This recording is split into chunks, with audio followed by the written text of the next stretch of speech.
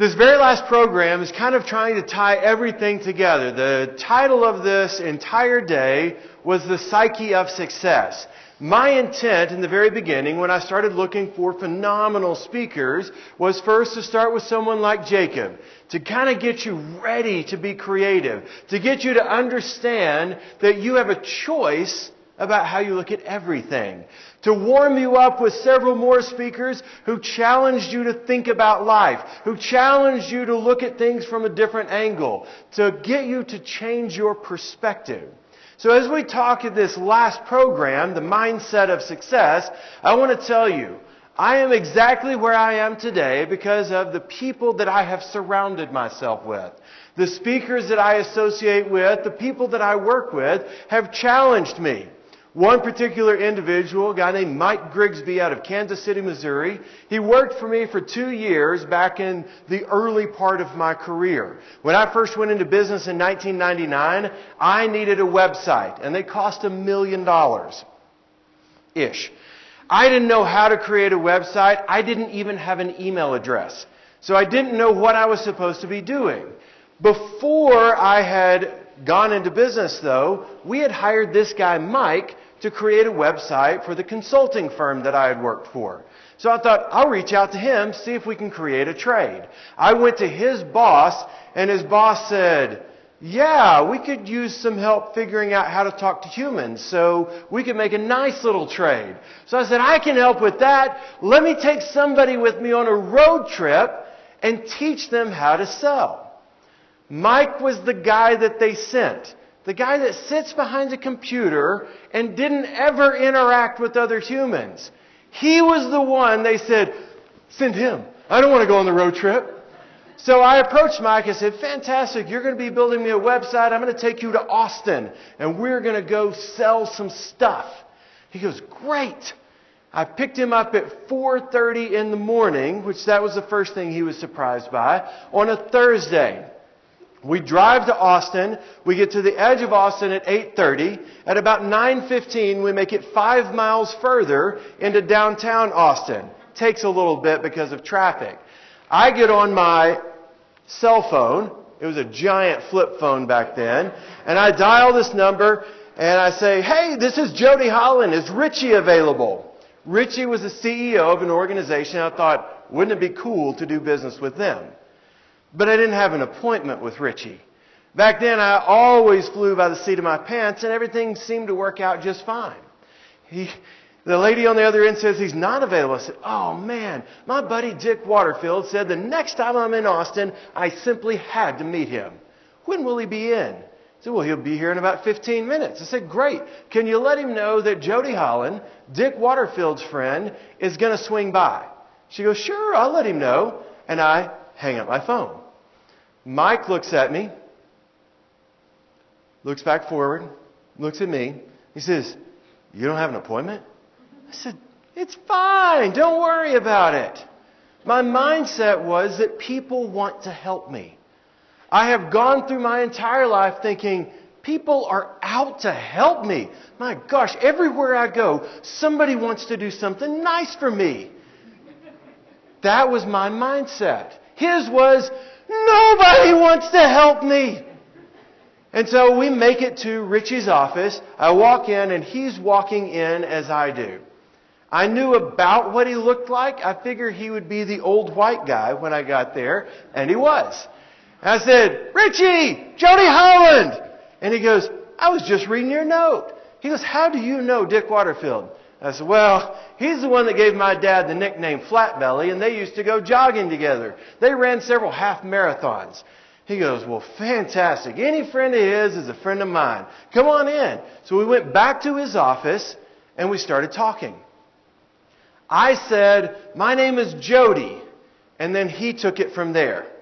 He started talking about projects they have going on. He said, now, are you a trainer? I said, I am. He said, oh my gosh, we have been looking for an expert trainer.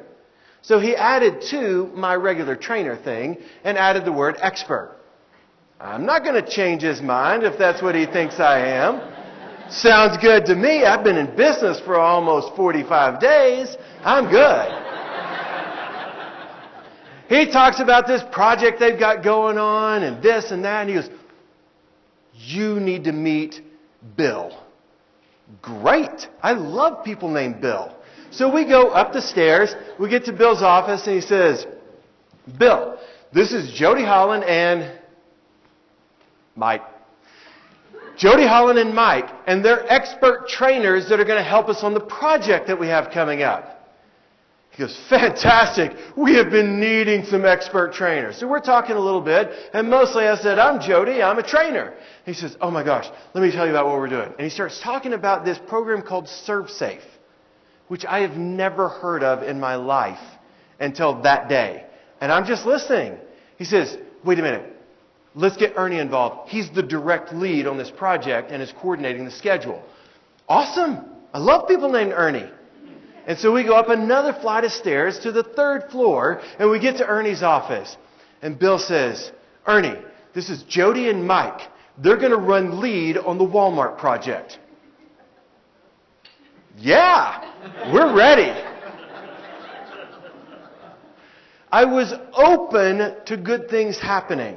After talking to him for a little bit, he said, now are you guys currently certified as ServeSafe instructors? And I responded, not currently. I said, if I could take the book and review before the next class, that'd probably be good. He goes, oh, here's the instructor's manual. Here's the DVD. Here's the student manual. Here's all of it. I said, great. When's the next class? This is Thursday. He says, Tuesday. I read the book 3 times that weekend, cover to cover. I barely made it through biology in high school with a solid C. I was so ready for the microbiology, I could barely see straight. You have to make a 90 or better on the exam and pay an extra $25 to be an instructor. I made a 92. Yes. So, I'm still thinking, I don't know what Walmart has to do with this. I'm thinking we're like going to Walmart in Austin. So, I make a good grade on that. Mike didn't even go back with me, by the way. Another trainer came with me because Mike didn't work with me. So, I recruited another guy to go with me. We go through the class. The other guy made 100, did well in biology as a kid. And we end up doing phenomenal. So, they say to me afterwards, we're going to be flying out on Thursday. Where? To Bentonville. Arkansas? Yeah. That's awesome. Let's go to Bentonville, Arkansas. I can't wait to go to Bentonville. He's not going. Because the other guy didn't actually work for me. I just wanted to look like I had other people. So I get on an airplane, fly to Bentonville, Arkansas, thinking, man, I am going to support these guys. I'm going to be the number 1, number 2 guy they've ever seen. And they get there, and they are visibly shaking the night before. I'm like, you guys okay? Are you on something? They're like, no, we can't do this. So you can't do what? We have to teach every corporate trainer in the world for Walmart tomorrow. I thought we had a meeting. No, we have to train all of them on ServeSafe. If we don't have a 100% pass rate, we don't get the contract. Man, you guys must be scared. And they go, no, you don't understand. You're going to teach. I got this. The universe has my back, and it wants nothing but good for me. So the next day, I taught every corporate trainer in the world for Walmart. And that was the first time that I really put into practice and really realized you got to be willing to fail on an epic scale. Or you're not going to be successful at all. So when you start thinking about the mindset that you have to realize all of us are born, but none of us are born successful. Some people are born with advantage. Some are born with disadvantage. For me, I was just born. Born to a nice middle-class family with a really good dad and a really good mom. I had 2 fantastic brothers. And despite those things, I was still able to be successful in life. I was born with an opportunity. So I want to give you a little magic formula. Several numbers that mean something to me. First is the number 3, then the number 4, the number 26, the number 301, the number 400, the number 1009, the number 5126, the number 10,000, and finally my favorite string of numbers, 9,000 plus 300 plus 26 equals success. What that means to me is that if you look at where Steven Spielberg was, the University of Southern California on 3 different occasions says, we don't think you have what it takes to be a director. So instead of waiting for approval, he dropped out of school, and I think he crushed it. So far, his career has turned out okay.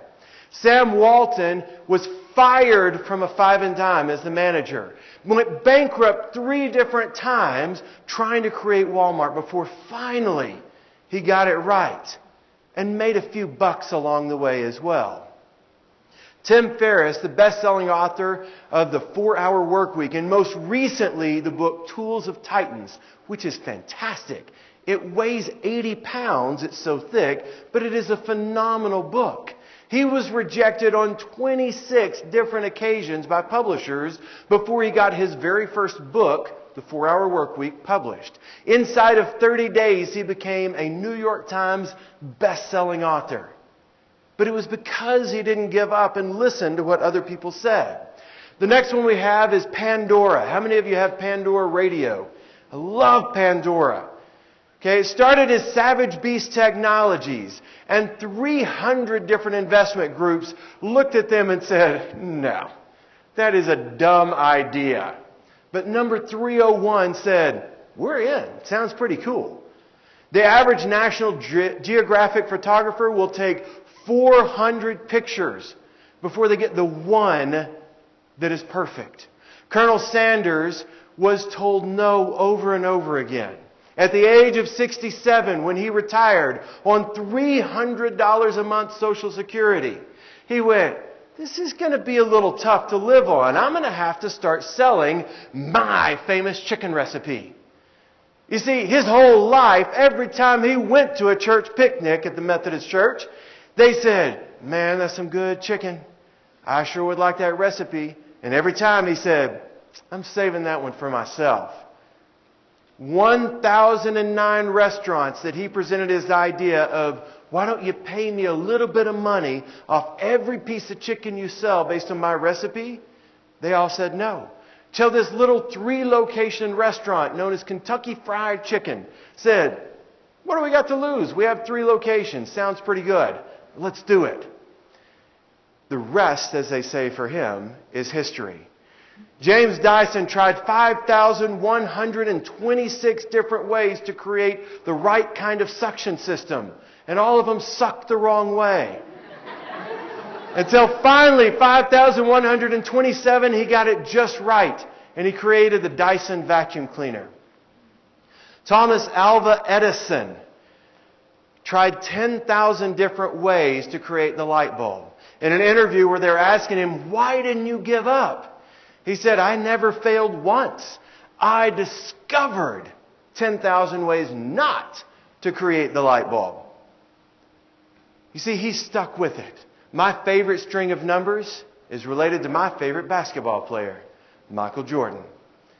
Michael Jordan once said, I've missed more than 9,000 shots during my career. I've lost almost 300 games. 26 different times I was counted on to take the game-winning shot. And I missed. I have succeeded in my life precisely because I have failed. We are too afraid of failure. We're too afraid of people looking at us and going, oh my gosh, did you see what he did? Did you see what she did? I would never. I'm not trying something like that. But like my buddy Jacob has taught me over and over again, if you sit around waiting for other people's approval, if you sit around thinking, I'm not doing anything in front of people until I know that I'm ready, guess what you're never going to do? anything. Teddy Roosevelt said, you have three options. Your very best option is to do the right thing. Your next best option is to do something even if it's wrong. And your worst option is to just be wrong but keep moving forward. No matter what we do, our job is to keep moving forward. When you talk about growing in 2017 or in 2018 or 2019, your job is to keep moving forward, to try new things, to push yourself a little bit harder. I was challenged years and years ago to start reading. When I graduated high school, I made it a point not to read anything for the next 3 months. I didn't read the cereal box. I didn't read street signs. I didn't read anything. I went through college. I have a degree in communication with a minor in English literature. I read and I read and I read. And when I graduated college, I said I will never have to read another book as long as I live. Thank goodness. And then I went into business in 1999. A mere 5 years after getting out of college, I went to a guy and I said, please mentor me. You're a multimillionaire entrepreneur. I want to be like you. He said, one condition. And I'm thinking, money. And I didn't have any of that. Luckily, what he said was, you have to promise me that you will read one new book per month for personal development. I said, great. For how long? He said, looked at his watch and he went, roughly until you're dead. I'm in. Whatever I've got to do to get you to mentor me, I'm in. Since my first month in business, I have read at least one new book a month. Last year I read 44 books. I will probably read about that number again this year. That's almost a book a week.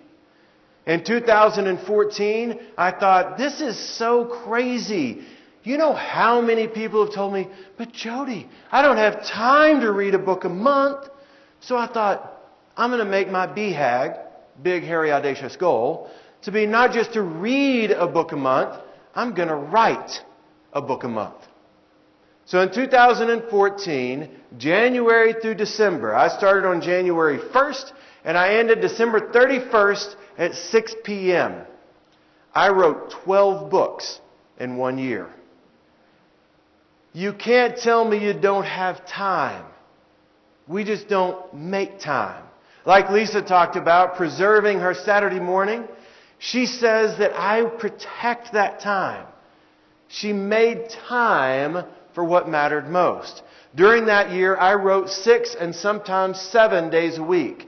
I started at 7 a.m. every day, and I wrote till between 8:15 and 8:30 every single day, 6, sometimes 7 days a week. I will never do it again. Okay, I'm going to tell you that right now. Jacob created several of the covers on the books that I have that are out there today, but I know from my own perspective, you can do anything that you believe that you can do. The thing that you can't do, though, is shrink from a challenge. Every year I filter my world. I read a book by John Gordon and several other authors who I can't remember their names, I apologize, but called The One Word That Will Change Your Life. In that book, John and his friends talk about their journey to trying to set goals. By a show of hands, how many of you had any New Year's resolutions this year? Several of us did, didn't we? Did you know that 70% of Americans create New Year's resolutions? And by January the 15th, half of those people have already given up. By February the 15th, we are down to only about 25% of people having any resolutions left. When you start thinking about your journey to success, you have to say, where am I willing to step off? What am I willing to accomplish in order to be successful? From my own perspective, what I hope for you for the rest of this year is that you will invest in you. The kinds of books that I normally read, and I do realize my mic is not projecting as much as it was, The kinds of books that I like to read are ones that make me a better person, that challenge me, that maybe are outside of my normal thinking, that make me look at the world from a different perspective. The book Zigzag by Keith Sawyer is a great one to understand creativity. When you start looking at how you become a creative person, the first thing you have to understand is you got to let go of needing to be right. You got to let go of worrying about what other people think of you. I want you to revert back in your minds to kindergarten, 5 years old. When you were in kindergarten, okay, can you play along? Show of hands, how many can play along? That is almost 3/4 of you. That is not bad. When you were in kindergarten, if I was your teacher and I came into this class full of 5-year-olds and I said, how many of you can dance? Who's going to raise their hand? I can dance! I can dance! Oh my gosh, I can dance! Look at me, look at me, look at me! Right? You're 5! You don't know you can't dance yet. If I asked you at 5 years old, how many of you can sing? People would be like, la la la la la, I can sing! You have no fear at 5 years old. You haven't learned that you're not a genius yet. If I looked at you and I said, how many of you are artists? As 5-year-olds, you're like, oh my gosh, I can draw the best tree ever. Look, this circle, that was me. I did that one all on my own. At 5, we are freaking brilliant. And at some point, Sir Ken Robinson describes it this way. At some point, we learn, oh, no, you're not that good. You need to back off from that just a little bit. Stop telling people you can draw. I've seen your work. Stop telling people you can sing. I've heard you sing. Stop telling people that you can do things that you can't prove. Well, let me just tell you, I wouldn't have trained for Walmart corporate and then gotten another 6-week, 5-day-a-week contract with Walmart. I wouldn't have gone to Madrid, Spain, 6 months after I went into business to train for Merck Pharmaceuticals. I wouldn't have been able to go to Panama or Australia or any of the really cool places that I've been if I would have sat around and said, I don't know if I'm good enough. When somebody said, who's willing? My hand went up. That's what you've got to do from this point forward. When somebody says, can you? Your answer is, oh yeah, I know what that is, and I'm in. If you fail, awesome. You've just discovered one more way never to do that again. But if you succeed, oh my gosh, the world will change. The world will revolve around you because all of a sudden, you're a genius. Geniuses are not the ones that are born with the highest IQs. The real geniuses in this world are the ones that are simply willing to step forward, willing to take a risk, to look over the edge and go, I'm in. Let's figure out how we're going to land now. That's the world that I want to live in.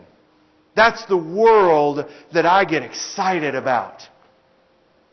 So my challenge to you as I wrap up, and please don't leave until I give you other things after I wrap up. But my challenge to you as I wrap up here is this. Stop doubting you. Don't listen to that crazy monkey in your head that says, oh my gosh, you're not good enough for that. Instead, step forward and go, I'm a 5-year-old. I can do anything. When I was 5, I could fly. I had trouble proving it, but I jumped off my roof repeatedly in order to try to prove that I could do that. Don't be afraid. You're going to fail. You're going to get hurt. You're going to get back up. But you're going to have some awesome experiences. Thank you guys for coming out today, and thank you for your attention.